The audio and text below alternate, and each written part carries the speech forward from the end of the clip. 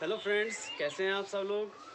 आज हम जो क्लास स्टार्ट करने जा रहे हैं वो बेसिकली सिविल इंजीनियरिंग जो कि डिप्लोमा स्टूडेंट्स हैं, डिप्लोमा BTER से रिलेटेड है। और मैकेनिकल स्टूडेंट्स के लिए भी इम्पोर्टेंट ये क्लास है, क्योंकि हम जो सब्जेक्ट लेने जा रहे हैं दोनों में कॉमन है। इस सब्जेक्ट का नाम है, हम ऐसे तो सिविल के लिए बोलते हैं सोम, स्ट्रेंथ ऑफ मटेरियल्स, और मैकेनिकल के लिए बोलते हैं मॉस, जस्ट इसका अपोजिट, मैकेनिक्स ऑफ सॉलिड। ठीक है। अब चूँकि ये वीडियो सीरीज़ क्यों इम्पोर्टेंट है, ये वीडियो सीरीज़ इसलिए इम्पोर्टेंट है क्योंकि ये पूरी की पूरी वीडियो सीरीज़ है, ये डिप्लोमा स्टूडेंट्स के लिए है। और दूसरी बात ये है कि इसमें जो भी आपको समझाया जाएगा वो पूरा पूरा हिंदी में होगा। इंग्लिश टर्म्स यूज़ की जाएंगी, लेकिन मोस्ट ऑफ पोर्शन जो है वो हिंदी का होगा। ठीक है। तो मैं इसका सिलेबस देख रहा था, तो सिलेबस में जो डिग्री लेवल तक का सिलेबस है, क्योंकि वही चीज़ वापस रिपीट हो रहा है डिप्लोमा के अंदर, तो बेसिक चीज़ों से शुरुआत करेंगे और धीरे धीरे आगे बढ़ेंगे। तो शुरुआत करते हैं सबसे पहले स्ट्रेंथ ऑफ मटेरियल्स के बारे में, और जिसमें सबसे पहला जो चैप्टर आता है मैं यहाँ लिख देता हूँ, 4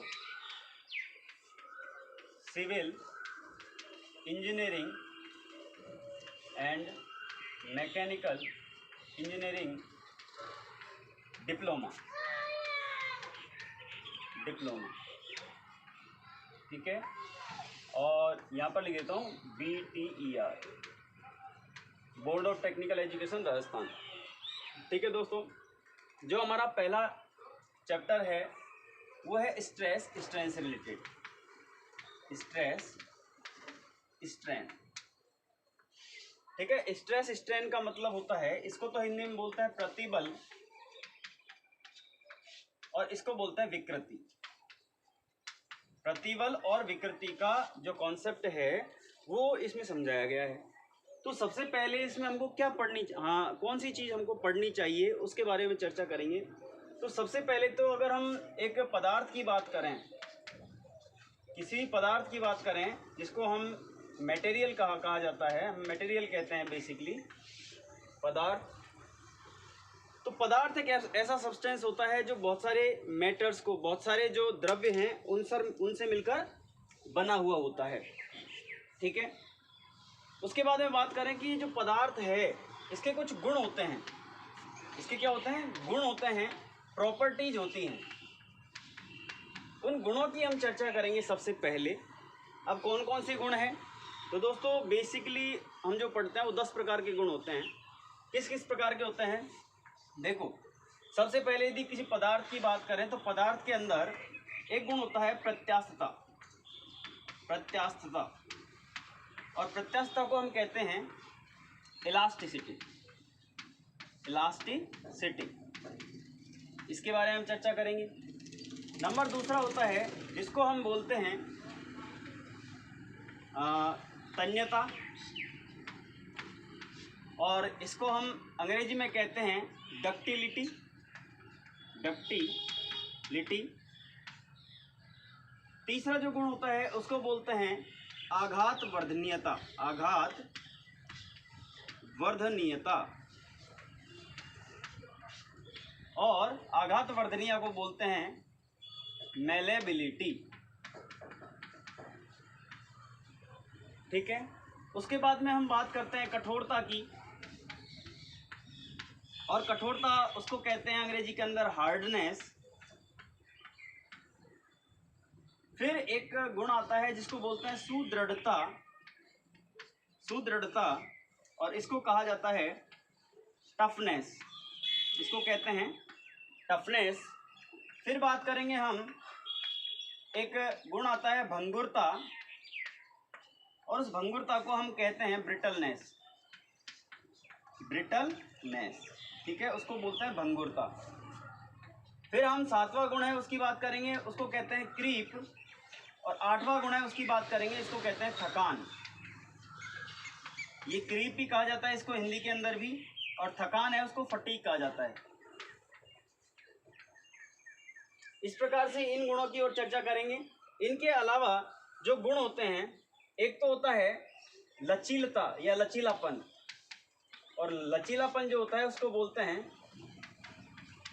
रेजिलियंस। ठीक है। इन गुणों की हम विस्तृत रूप से चर्चा करेंगे, एक एक की जो है परिभाषा देखेंगे, डेफिनेशन देखेंगे और उसके बाद में एक एक को पढ़ेंगे। उसके बाद में हम पढ़ेंगे स्ट्रेस क्या होता है, प्रतिबल क्या होता है। तो सबसे पहले हम बात करेंगे प्रत्यास्थता की।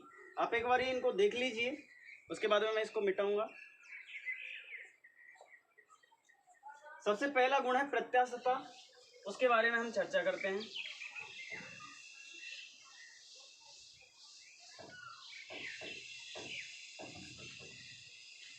तो पहला गुण है प्रत्यास्थता। अब कई बच्चे यूँ कहते हैं कि सर सबसे पहले प्रॉपर्टीज पढ़ानी क्यों जरूरी है, इनके गुण क्यों पढ़ाए जाते हैं, जब तक हमने प्रतिबल का मतलब ही नहीं देखा, हमको विकृति के बारे में पता नहीं है, तो हम इन गुणों को पढ़कर क्या करेंगे। तो दोस्तों सबसे पहले अगर किसी वस्तु की बात की जाए, किसी पदार्थ की बात की जाए, तो उसमें कौन कौन से गुण हैं, कौन कौन से उसमें प्रॉपर्टीज हैं, उनके बारे में चर्चा करना बहुत ज़रूरी होता है।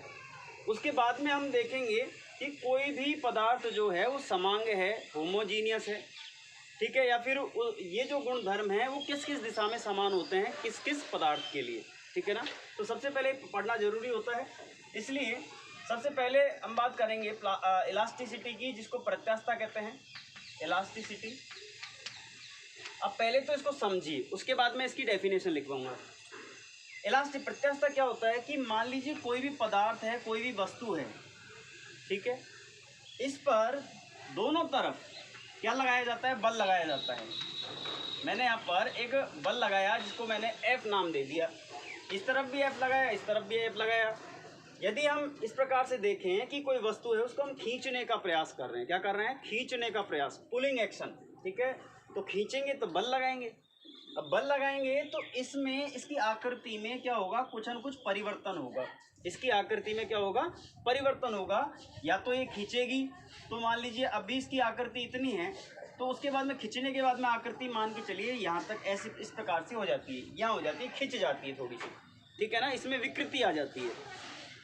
तो प्रत्यास्थता एक ऐसा गुण है किसी भी पदार्थ का कि जब किसी वस्तु पर बाह्य बल लगाया जाता है तो उसकी आकृति में परिवर्तन होता है, और जैसे ही उस बल को हटाया जाता है, रिमूव किया जाता है, तो वह वस्तु पुनः अपनी प्रारंभिक अवस्था में आ जाती है, ठीक है। जैसे ही मैं इस फोर्स को हटाऊंगा, इस बल को हटाऊंगा, तो ये वापस अपनी जगह पर आ जाएगी जहां पर थी, मतलब पहले जैसी स्थिति प्राप्त कर लेगी। उसको क्या बोलते हैं, इस प्रॉपर्टी को, इस गुण को क्या बोलते हैं कि वस्तु बल हटाए जाने पर पुनः अपनी प्रारंभिक अवस्था में आ जाती है, उसको बोलते हैं प्रत्यास्थता। तो मैं यहाँ पर इस प्रकार से लिख सकता हूँ कि किसी भी पदार्थ का वह गुण, कौन सा गुण है, जब पदार्थ पर बल लगाया जाता है, बल लगाया जाता है, तो वस्तु में विकृति उत्पन्न होती है, विकृति उत्पन्न होती है। परंतु जब यह बल हटाया जाता है,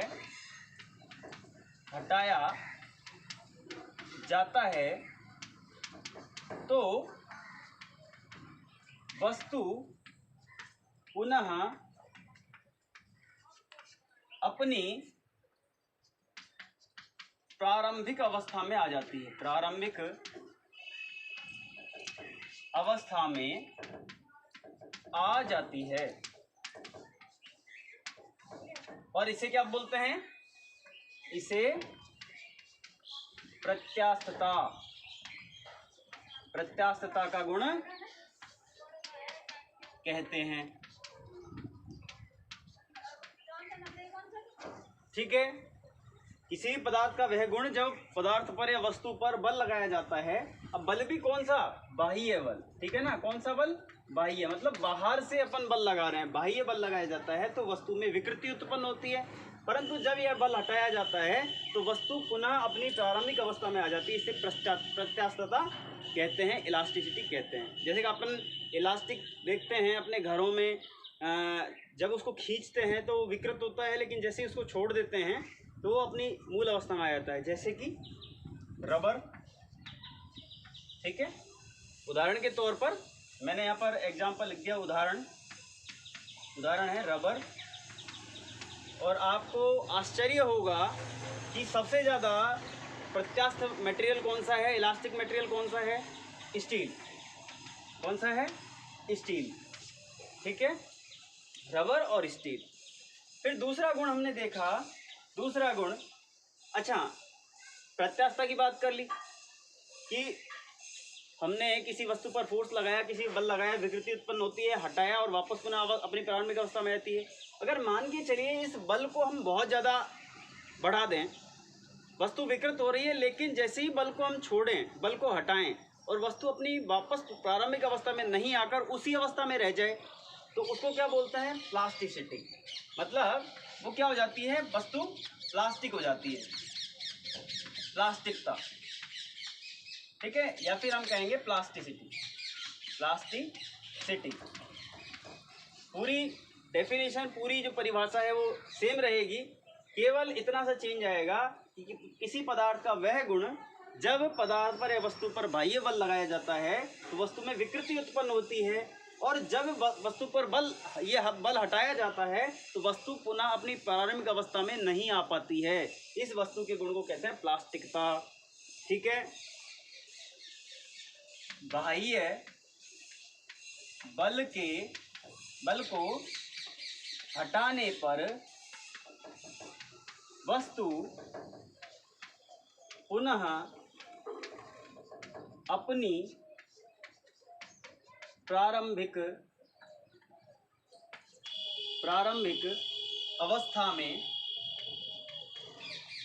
में नहीं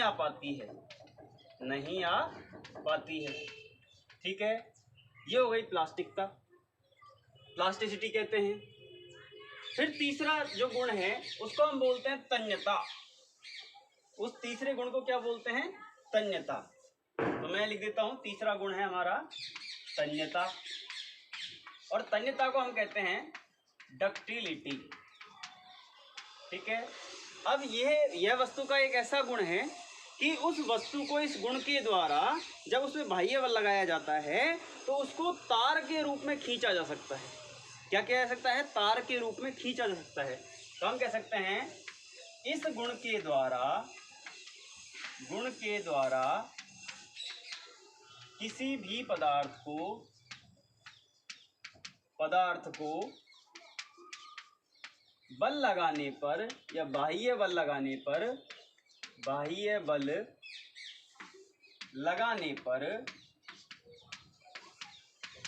तार के रूप में खींचा जा सकता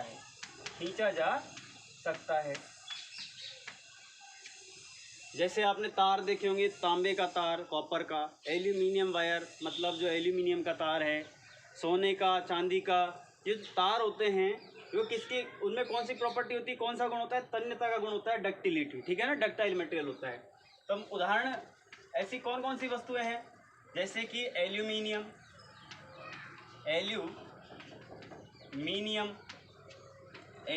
में ऐसा गुण होता है, तांबे में ऐसा गुण होता है, तांबा का मतलब कॉपर, ठीक है। सोने में ऐसा गुण होता है, सोना।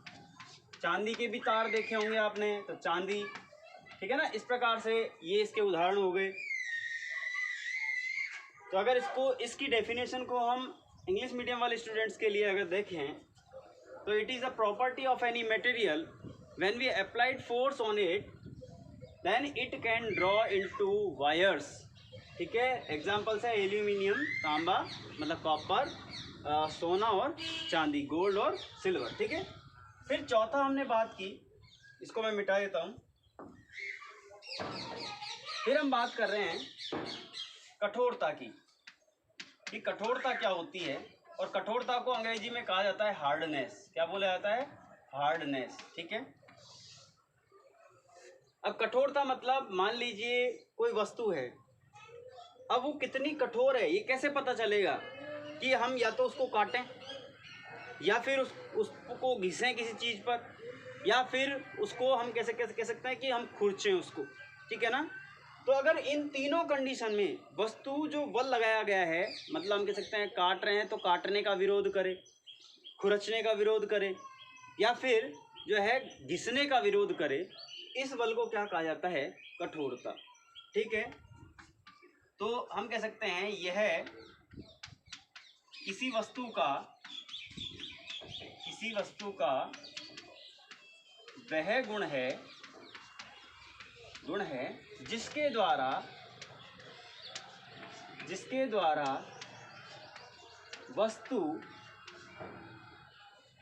द्वारा वस्तु काटे जाने, घिसने,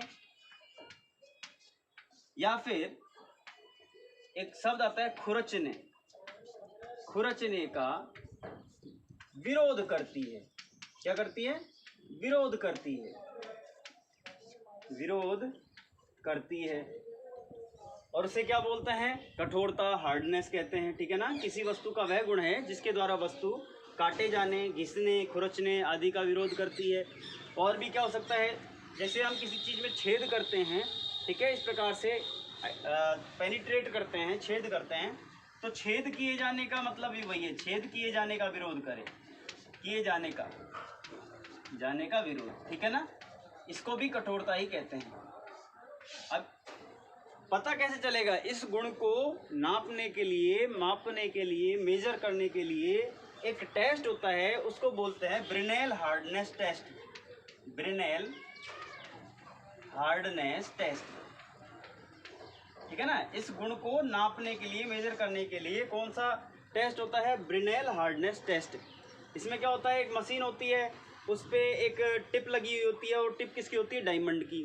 तो कोई भी वस्तु रखी हुई उस डायमंड के अंदर, डायमंड की जो टिप है वो बहुत ज़्यादा कठोर होती है, सबसे हार्डेस्ट मटेरियल डायमंड होता है। तो वो वस्तु के ऊपर छेद करने का प्रयास करेगी, और वहाँ से रीडिंग लेते हैं, तब जाके हमको पता चलता है कि वस्तु कितनी कठोर है। ठीक है, ये कठोरता हो गई। इसके बाद में पांचवा गुण है आघात वर्धनीयता, जिसको हम कहते हैं मेलेबिलिटी। ठीक है, आप समझ गए होंगे तन्यता का मतलब, कठोरता का मतलब। अब बात करते हैं आघात वर्धनीयता, कि जब किसी वस्तु पर हम चोट मारते हैं, ठीक है ना, बहुत जोर जोर से चोट मारते हैं, कोई वस्तु है, तो वस्तु टूटने की जगह क्या करती है? फैल जाती है। और किसके रूप में फैल जाती है? चद्दर के रूप में, सीट के रूप में।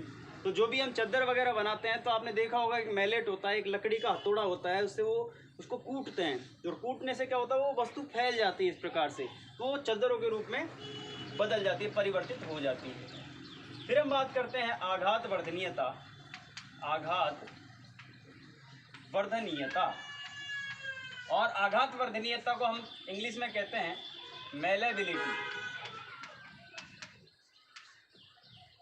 अब देखिए, नाम से ही पता चल रहा है, आघात, आघात का मतलब चोट, आघात का मतलब चोट, या फिर किसी वस्तु को कूटना, किसी वस्तु को कूटना। ठीक है।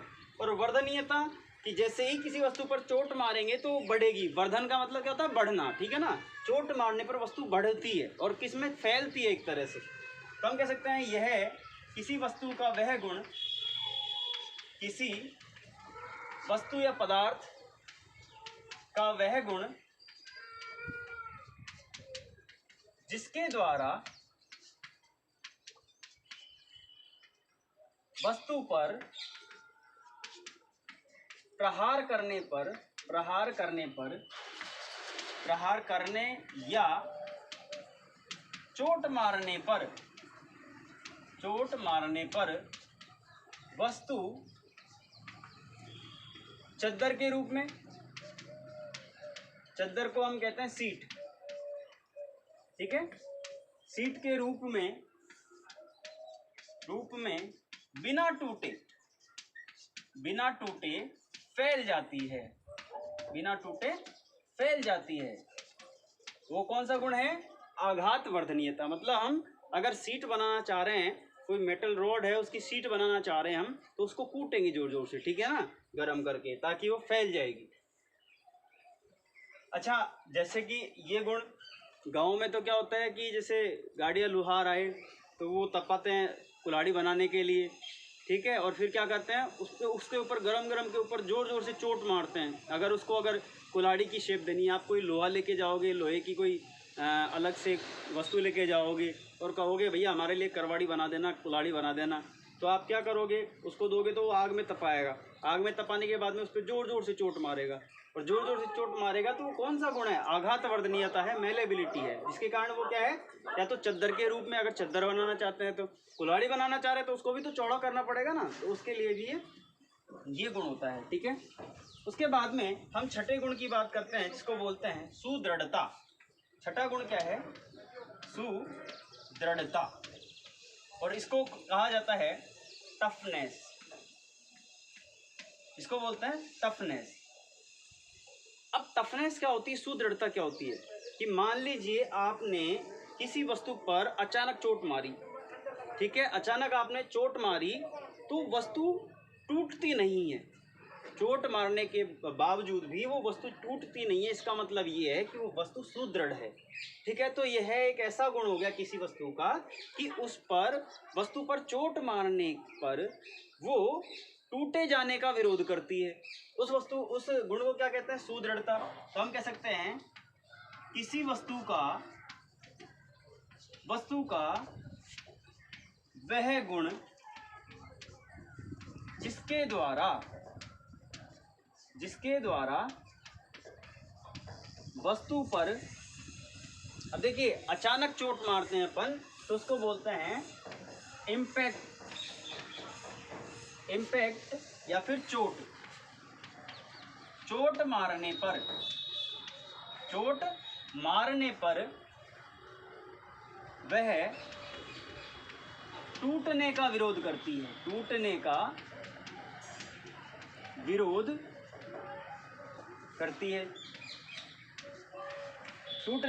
करती है, उसे क्या कहते हैं, उसे सुदृढ़ता कहते हैं, ठीक है ना।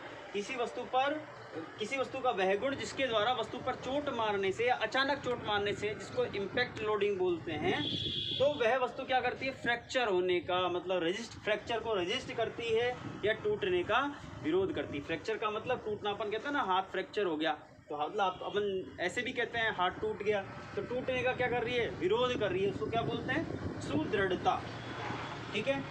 फिर सातवां जो है उसकी बात कर लेते हैं अपन, लचीलापन, जिसे हमने कहा था। तो सातवां, सबसे पहले तो हम बात करते हैं भंगुरता की, सबसे इंपॉर्टेंट है भंगुरता। भंगुरता को हम बोलते हैं ब्रिटलनेस। ये एक ऐसा गुण है कि सपोज कीजिए कि आपके हाथ में एक कांच का टुकड़ा है और आप उस पर पत्थर मारते हैं, तो आप ये देखोगे कि पत्थर मारने पर कांच खील हो जाता है, टुकड़े टुकड़े हो जाता है, और फिर आप उन टुकड़ों को उठाकर देखोगे तो आप ये देखोगे कि उनमें कोई भी जो है विकृति उत्पन्न नहीं हुई है, कोई भी उनमें उनकी शेप में परिवर्तन नहीं हुआ, वो सीधे टूट गए, चोट मारने पर टूट गए।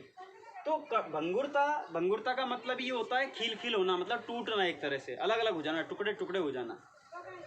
कि जब भी किसी वस्तु पर, अब वस्तु देखिए अभी मैं बताऊंगा एग्जांपल, किसी वस्तु पर हम प्रहार करते हैं या बल लगाते हैं या फिर चोट मारते हैं तो उसमें विकृति उत्पन्न हुए बिना वो वस्तु टूट जाती है। विकृति उत्पन्न हुए बिना मतलब वो डिफॉर्म नहीं होता है और फिर भी टूट जाती है, ठीक है, उसको बोलते हैं भंगुरता। यह है, या हम कह सकते हैं किसी वस्तु का वह गुण, किसी वस्तु का वह गुण जिसके द्वारा वस्तु पर बल लगाने पर वस्तु बिना विकृत हुए,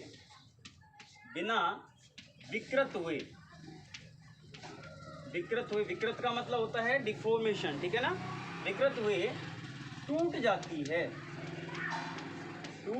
है, उस गुण को भंगुरता कहते हैं। अब कौन कौन से पदार्थ हैं जो ब्रिटल हैं, भंगुर हैं, तो दोस्तों आप देखोगे जब हम स्ट्रेस स्ट्रेन कर्व की बात करेंगे आगे, तो मैं आपको एक कर्व भी दिखाऊंगा कि कौन कौन से मटेरियल्स हैं, वो ब्रिटल मटेरियल्स होते हैं, उनके लिए कर्व कैसे बनता है, ठीक है ना, स्ट्रेस स्ट्रेन कर्व कैसे बनता है। तो भंगुरता कौन कौन से हैं देखिए। एक तो पहली बात कांच। कांच जो होता है जिसको हम ग्लास कहते हैं, सबको पता है ये क्या होता है, ब्रिटल होता है, भंगुर होता है, टूट जाता है। दूसरा मटेरियल कौन सा है, जिसको बोलते हैं ढलवा लोहा। ढलवा लोहा, और अंग्रेजी में इसको बोलते हैं कास्ट आयरन। Cast iron. फिर तीसरा कौन सा है, सिलिकॉन। तीसरा कौन सा है, सिलिकॉन। ठीक है, इस प्रकार से 3 एग्जांपल्स आपको याद रखने हैं। कांच, कास्ट आयरन मतलब ढलवा लोहा, और सिलिकॉन, ये क्या है, ब्रिटल मटेरियल्स हैं। फिर अगली प्रॉपर्टी की बात करते हैं। 8वीं प्रॉपर्टी है, उसको हमने कहा लचीलापन। लचीलापन या फिर रेजिलेंस। तो लचीलापन एक ऐसा गुण है किसी वस्तु का कि वो क्या कर लेती है, ऊर्जा को संग्रहित कर लेती है अपने अंदर। इट इज अ प्रॉपर्टी और ability of a material to store energy. ठीक है ना। तो इस गुण के द्वारा हम कह सकते हैं, इस गुण के द्वारा वस्तु ऊर्जा को या एनर्जी को क्या करती है, स्टोर करती है, संग्रहण करती है। संग्रहण, संग्रहण का मतलब हो गया स्टोर, स्टोर करती है।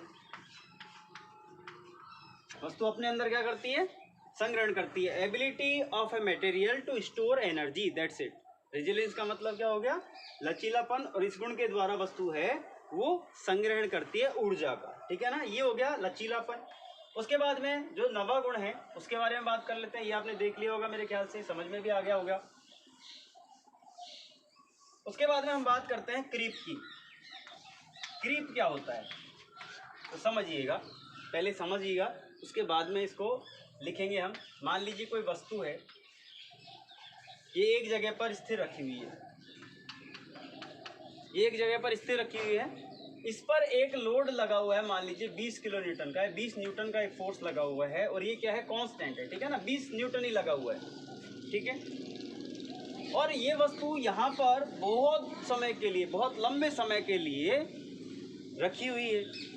तो बहुत लंबे समय के बाद में धीरे धीरे धीरे धीरे क्या होगा कि ये वस्तु क्या विकृत होना स्टार्ट हो जाएगी, बहुत दिनों के बाद में।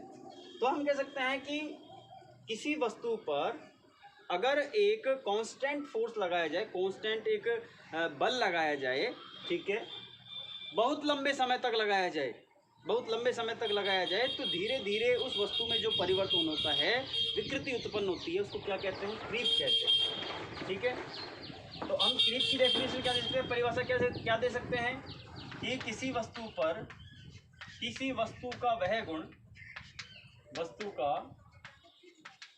वह गुण, फिर आगे लिखना है जिसके द्वारा, जिसके द्वारा उस वस्तु पर, उस वस्तु पर लंबे समय तक, लंबे समय तक, यहां लिख देता हूं कांस्टेंट, कांस्टेंट को बोलते हैं अचर। ठीक है, मतलब जो वेरी नहीं करता है, कांस्टेंट रहता है। कांस्टेंट बल लगाने पर, अचर बल लगाने पर, बल लगाने पर वस्तु में धीरे धीरे, धीरे धीरे विकृति उत्पन्न होती है, विकृति उत्पन्न होती है। तो ये कौन सा गुण हो गया, क्रीप का। तो इसको कैसे कहेंगे हम, अगर बोलना चाहेंगे तो मैंने अभी आपको बताया, slow gradual deformation of a material when subjected to constant loading. ठीक है, for a long time period, long time period के लिए कोई वस्तु है, उस पर एक बल लगाया गया है, तो धीरे धीरे जो विकृति उत्पन्न होगी उसको क्या कहते हैं, हम क्रीप कहते हैं। और उसके बाद में 10वीं जो प्रॉपर्टी है, उस 10वीं प्रॉपर्टी की भी बात कर लेते हैं। ये 10वीं प्रॉपर्टी है, उसको बोलते हैं हम थकान, और थकान को अंग्रेजी में कहते हैं फटीग। अब एग्जाम्पल लेके चलना कि मान लीजिए आपको कोई एल्यूमिनियम का वायर है, उसको 2 भागों में तोड़ना है, तो आप क्या करोगे? या तो आप कोई छेनी लेके वो हथौड़ी से मार के तोड़ दोगे, जल्दी से तोड़ना है तो आप क्या करोगे, उसको इस प्रकार से करोगे, यूँ करके मोड़ोगे, ऊपर नीचे इस प्रकार से करोगे। और फिर एक स्थिति ऐसी आती है कि वो तार जो है वो टूट जाता है। वो क्यों टूटता है? तो दोस्तों, जब भी इस तार पर हम क्या करते हैं, चक्रीय बल लगाते हैं। चक्रीय बल का मतलब रिवर्सल साइक्लिक लोडिंग, एक बार ऊपर एक बार नीचे, एक बार ऊपर एक बार नीचे, एक बार ऊपर एक बार नीचे, एक बार ऊपर एक बार नीचे, इस प्रकार से चक्रीय बल लगा हुआ है इसके ऊपर, ठीक है ना, साइक्लिक लोडिंग लगी हुई है। तो उसके बाद में एक पॉइंट ऐसा आता है जहाँ पर ये जो मटेरियल है उसमें क्या उत्पन्न हो जाती है, थकान उत्पन्न हो जाती है, मतलब थक जाता है ये, और फिर वो टूट जाता है। तो वस्तु का वह गुण है, वस्तु का वह गुण जब वस्तु पर कौन सा बल लगता है, चक्रीय बल, या फिर इसको बोलते हैं साइक्लिक लोडिंग। चक्रीय बल लगाया जाता है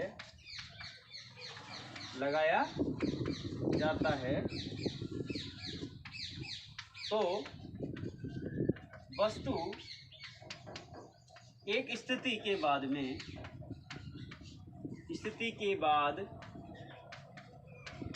टूट जाती है, ठीक है। उसको क्या बोलते हैं, थकान, मतलब फटीग, ठीक है दोस्तों। ये प्रॉपर्टीज थी हमारी। तो मैं समझता हूँ आज की इस वीडियो में आपको ये 10 की 10 प्रॉपर्टीज याद हो गई होंगी, समझ में आई होंगी, ठीक है। हम नेक्स्ट वीडियो में बात करेंगे स्ट्रेस की। जो प्रतिबल होता है वो क्या होता है, विकृति क्या होती है, इन दोनों के बीच में कौन सा रिलेशन है, ठीक है ना। हुक्स लॉ क्या होता है उसके बारे में हम चर्चा करेंगे, ठीक है।